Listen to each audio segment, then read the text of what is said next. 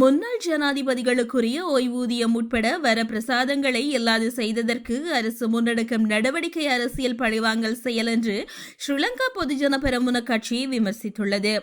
முன்னாள் ஜனாதிபதி மகிந்த ராஜபக்சவை கொழும்பிலிருந்து மெதமுலனவுக்கு வெளியேற்றும் அரசியல் பழிவாங்கல் திட்டமே இதன் பின்னணியில் உள்ளது என்று மகிந்த ராஜபக்சவின் பேச்சாளரான சட்டத்தரணி மனோஜ் கமகே தெரிவித்தார்.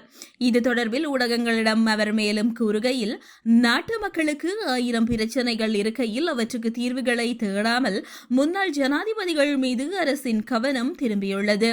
முன்னாள் ஜனாதிபதிகளுக்கு வரப்பிரசாதங்களை வழங்கும் நடைமுறை உலக நாடுகளில் உள்ளது. எனவே முன்னாள் ஜனாதிபதிகளை பழிவாங்கும் நோக்கில் இங்கு சட்டம் கொண்டுவரப்பட்டுள்ளது.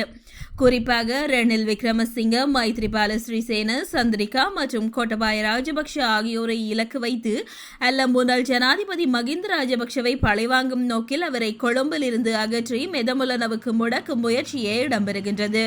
எனவே மகிந்தவை கொழும்பில் இருந்து வெளியேற்றும் சட்டமூலம் என இதற்கு பெயர் வைப்பதே பொருத்தமாக அமையும்.